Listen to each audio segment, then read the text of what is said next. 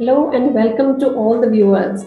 Thank you for joining us for the special session of Nutrition Nectar, Introduction to Agile Cookbook, Indian Vegetarian Cooking for Working Professionals. I have with me today Mrs. Ushashree Tirumala. A disclaimer before we begin. The views expressed in this program are for information only, with no intent to harm or offend any individual, group, company, institution, or organization. Kindly seek a physician's help if you have a medical problem, and please consult a qualified dietitian for personalized diet plans. Let me begin by introducing Ushashree Tirumala to all of you. I have known Usha for a number of years.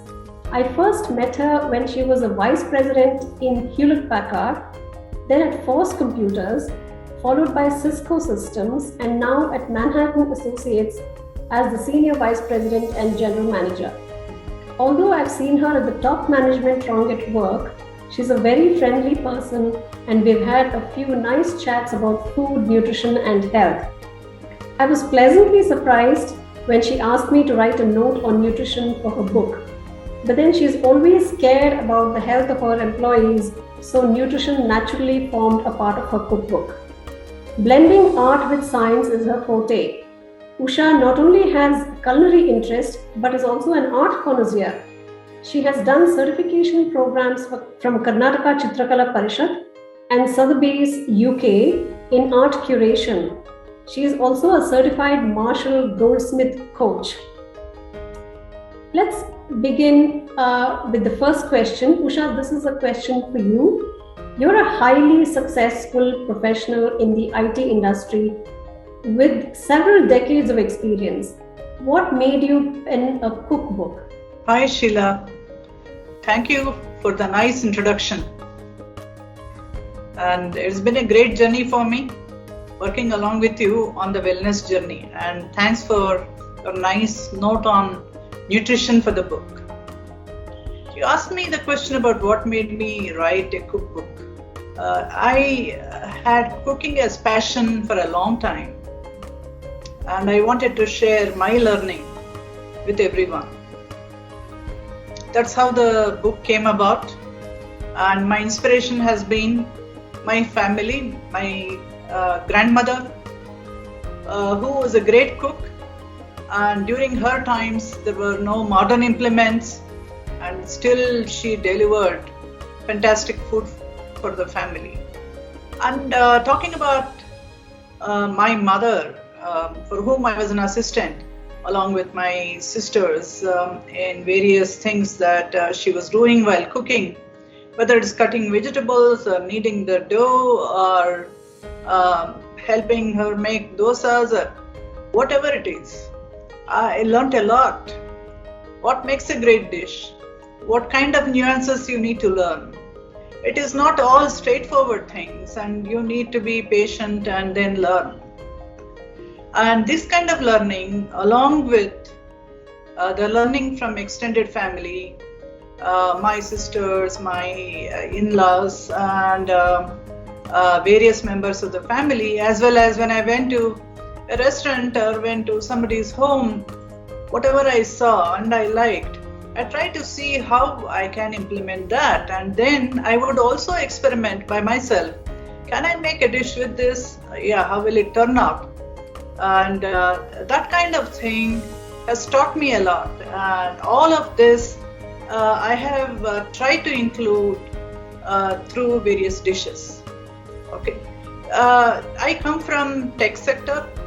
In the tech sector, early days, there were not many takeaways. You went to a restaurant and had food, and that made you dependent on your own abilities to turn out meals for your family, or you employ a cook and they can make some meals for the family. To deliver nutritious, healthy meals for the family, it became a passion that can I use my experience and the concepts of engineering that I have learned on how things can be plan better, the processes can be simplified, the ingredients can be standardized, and then you make the cooking look very easy.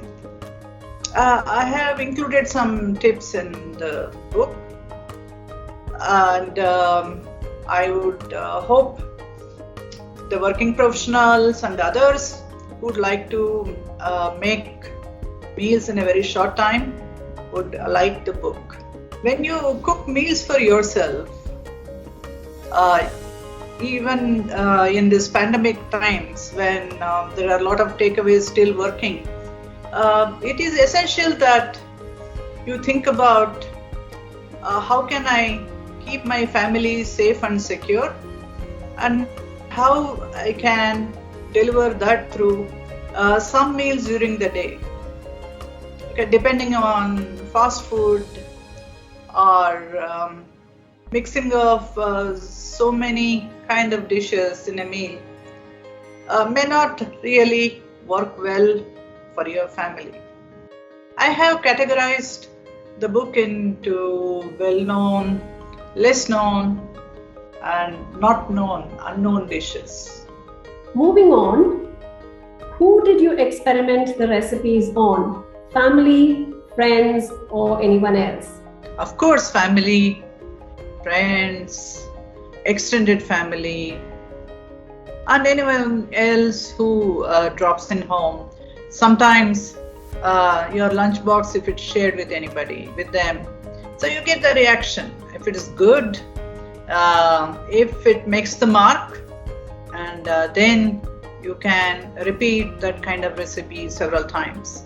And as you go on, I also have learned that to make the recipe more nutritional, you can add something like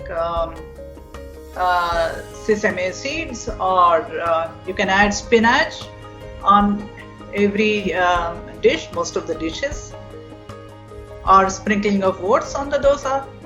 You can think about different ways to improve the recipe, and of course your family will give you the feedback. My next question to you is, why is your book intended for working professionals? How will it help them, or can others also use this book? I have mentioned in the title of the book that it is for working professionals. The reason I mentioned that is that easy cooking is required for working professionals. Some of them, especially the newlywed working professionals, or the young people who are in the early phases of their career, they would be hassled by very complex recipes which require so many ingredients, and then it takes a lot of time for cooking. They will think, why bother? Let me order it.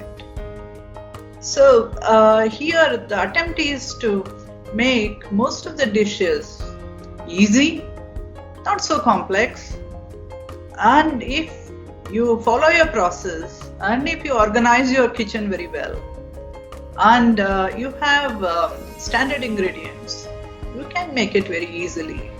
Now the pre-planning aspect of that also includes choosing the kind of groceries that you require.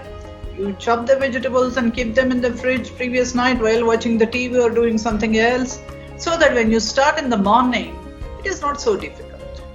Now, this would be very, very helpful for working professionals between the age group, I think, between 20 to 40. But it will help anybody who want to cook in a very easy fashion. I would say that cooking is not so difficult. It is not an art. It is an art and science, and it is the way that you would make it. Next question to you, Usha. Can you mention some highlights of the cookbook? I mentioned earlier that I categorize the dishes as well-known, somewhat known, and then unknown. The unknown part of it is my own invention. So let me give you some highlights of that. If I had to talk about the well-known dishes, idli and sambar, you would say that is a very, very well-known dish, whether in India or outside India. Okay. Now, young children may not like idli, and they may say that's such a bland thing. Yeah. So, give me something else. So you take the leftover idlis, you cut them into pieces, and you fry some vegetables and add these cut pieces into that, and put some spice to that, and give it to your children, and they would like it because it's a tasty snack. So that's a twist on the well-known dish. Okay, I have provided some of the twists on well-known dishes in the book. Then less known dishes. Not that these dishes are not there. There are millions of recipes and cookbooks. You could find them in some of them. But in Tamilian households, there is a rice dish called Ullinduvarai. It's a mouthful, but what it means is it's a rice dish made of urad dal. So cooked rice, urad dal and black pepper, and then plenty of cashew nuts, and then the dish turns out to be very yummy, and it can be a good one-dish meal. Okay. Another not so well-known dish is stuffed green mirchi. Stuffed green mirchi is made from, as it says, right? It is mirchi. Fat green mirchis, sometimes these are available in the market. These are not the Shimla mirchis. And you slit them, take out the seeds, and then stuff it with a mixture. And how to make it, I have mentioned the recipe in the book. That's very tasty. It goes well with hot rice and ghee. And then unknown dishes. Some things that generally you don't find, because I have invented, if somebody has invented similar dishes, maybe it could be there. So one of them is vermicelli rondelles. This is, you take cooked vermicelli and then add vegetables to that, and add boiled potato as a binder, and then roll it in corn flour batter or breadcrumbs, as you please, and then shallow fry it. It makes very, very tasty dish. Now, the book also is organized as many courses, that is starting from breakfast to main course, and then some desserts. And there are accompaniments that I mentioned, as well as soups and salads. These days you get many vegetables available in the market, which were not so easily available some time back.